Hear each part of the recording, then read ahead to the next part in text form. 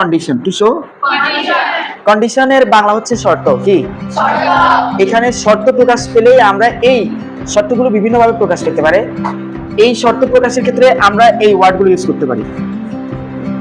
কি কি একটু বলো আমার মুখে মুখে। ইফ, আনলেস, প্রোভাইডেড দ্যাট অথবা প্রোভাইডিং দ্যাট, দুইটার কথাই সেম। প্রোভাইডেড দ্যাট অথবা providing that. Until, till, in. Until, till, in. আবার ইন কেস।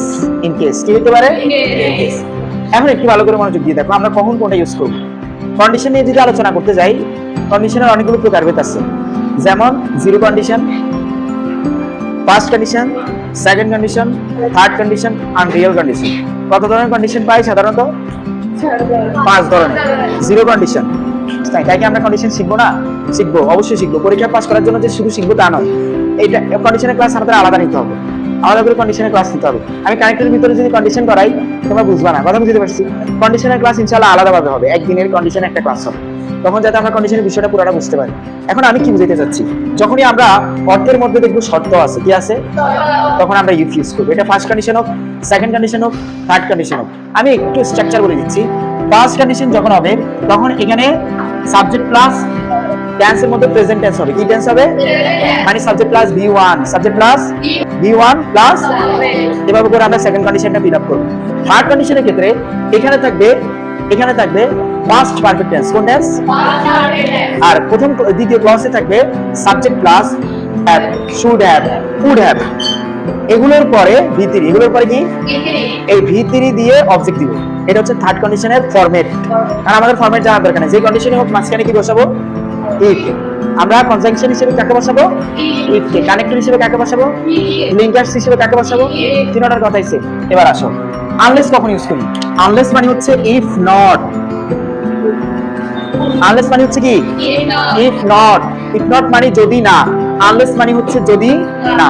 যখন যদি না প্রকাশ করবে তখন আমরা কি ইউজ করব? আনলেস। তার মানে অ্যাফার্মেটিভ প্রকাশ করলে ইফ, আর নেগেটিভ প্রকাশ করলে। যেমন একটা উদাহরণ, একই লাইন দেখো, একই লাইন, স্টাডি হার্ড, স্টাডি। এখন এখানে আমরা ইউজ করতে পারি ইফ নট। কি ইউজ করতে পারি?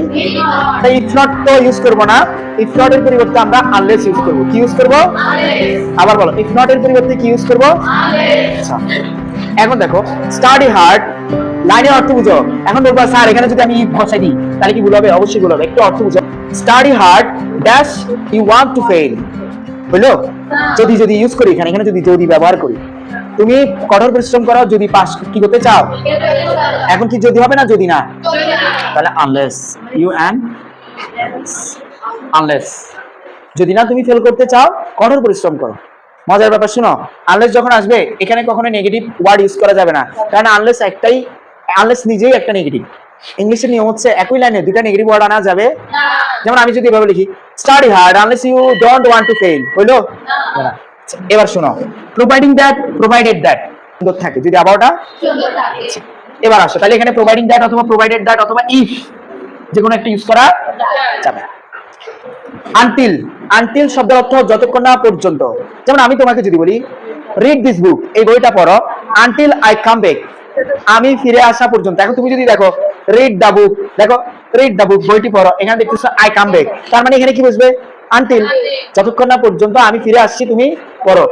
আনটিল, আনলেস এগুলো নেগেটিভ ওয়ার্ড, বলো আনটিল আনলেস এগুলো কি? আরে নেগেটিভ ওয়ার্ড হইলে এর পরের সেন্টেন্সটা কখনো নেগেটিভ করা যাবে না, কারণ ও নিজেই তো নেগেটিভ করে ফেলছে লাইনটাতে। ওকে, দুইটা নেগেটিভ আনা যাবে। থেকে না আসা পর্যন্ত বানাইতে চাও till I don't come back, till I don't come back. আর যদি বলো আমি আসা পর্যন্ত till I come back, that means till এর পরে আমরা কি করতে পারবো? কথা বুঝিয়ে, টিলের পরে আমরা কি ইউজ করতে পারবো? আনটিল বানানো একটা এল, ডাবল এল হবে না, কয়টা এল? আনটিল। তাহলে কি হবে? টিলের পরে আমরা কি করতে পারবো? অ্যাফার্মেটিভ লাইনও করতে পারবো, নেগেটিভ লাইনও। Is it clear? অথবা if it is rain outside you should take umbrella. এখন ইফ এর ক্ষেত্রে কি যদি বৃষ্টি হয় তাহলে ছাতা নাও, কিন্তু ইন কেসের ক্ষেত্রে বিষয়টা হচ্ছে ছাতা নাও যদি বৃষ্টি হয়। বিষয়টা বুঝছো? তার মানে এটা পূর্ব সতর্কতা। কাউকে যদি তুমি পূর্বভাবে সতর্ক করতে চাও তুমি তখন ইন কেসটা ইউজ করবা, কথা বুঝছো? যেমন ভালোভাবে পড়ালেখা করো, in case you fail in the exam, যদি তুমি পরীক্ষায় ফেল করো, বিষয়টা এমন। ওকে, আর আশা করি এই ওয়ার্ডগুলোর ব্যবহার তোমরা বুঝতে পারছো এবং আমাদের সেন্টেন্স আসলে পরিপূর্ণভাবে কি